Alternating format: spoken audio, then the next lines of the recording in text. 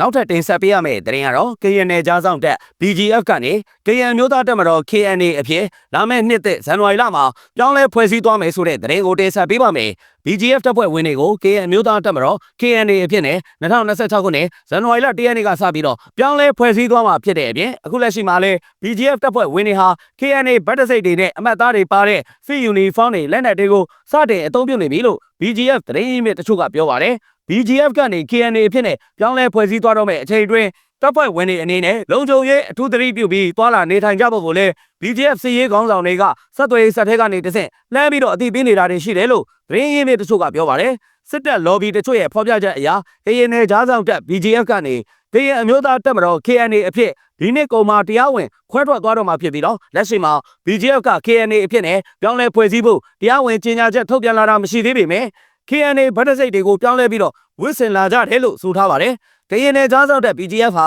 ပြီးခဲ့တဲ့2024ခုနှစ်ဇန်နဝါရီလကစတင်ပြီးတော့စစ်တပ်လက်အောက်ကနေနှုတ်ထွက်လိုက်ပြီးတဲ့နောက်စစ်ရေးဆိုင်ရာကိစ္စရပ်တွေမှာစစ်တပ်နဲ့ပူးပေါင်းပါဝင်ခြင်းမရှိတော့သလိုလစာရိတ်ခါစတာတွေကိုလည်းယူဆောင်ခြင်းမပြုတော့ဘူးလို့ BGF ကထုတ်ဖော်အသိပေးထားပါတယ်။အသစ်ပြောင်းလဲဖွဲ့စည်းသွားတော့မယ်။KN အမျိုးသားတပ်မတော် KNA ထဲမှာအရင်လိုစစ်တပ်ဖွဲ့စည်းပုံမဟုတ်တော့ဘဲနဲ့စစ်ဒေသ၄ဒေသဗျူဟာ10ဗျူဟာတပ်ရင်း60ကျော်ပါဝင်ပြီးတော့စောချစ်သူအပါအဝင် BGF ထိပ်ပိုင်းခေါင်းဆောင်တွေတပ်ရင်းမှုတွေဟာဗိုလ်ချုပ်ဗိုလ်မှူးချုပ်အထိယာရုတွေတိုးမြင့်သွားတာပဲဖြစ်ပါတယ်။အရင်ကစစ်တပ်ဖွဲ့စည်းပုံအတိုင်းဆိုရင်KNL ကြားဆောင်တက် BGF ထဲမှာတပ်နယ်၄နယ်တပ်ရင်း73ရင်းသာရှိပြီးတော့တပ်ဖွဲ့ဝင်တွေကလည်းအကန့်အသတ်နဲ့သာထားရှိခွင့်ပြုထားသလိုစစ်ဘက်ရေးရာယာရုအနေနဲ့လည်းဗိုလ်မှူးကြီးအဆင့်အထိပဲယာရုအကြီးဆုံးဖြစ်တယ်လို့သိရပါတယ်။ KNL ကြားဆောင်တက် BGF ဟာစစ်တပ်လက်အောက်ခံအဖြစ်ကနေနှုတ်ထွက်ပြီးတဲ့နောက်ကရင်ပြည်နယ်ဒေသအတွင်းမှာလူငယ်အများအပြားကိုစစ်မှုထမ်းခေါ်ဆောင်ပြီးတော့စစ်တင်တန်းတွေကိုပေးကတပ်ဖွဲ့ဝင်အရေးအတွက်တွေကိုတိုးချဲ့ပြီးတော့ဖွဲ့စည်းလှုပ်ဆောင်နေတာဖြစ်ကြောင်းသတင်းရရှိပါတယ်ခင်ဗျာ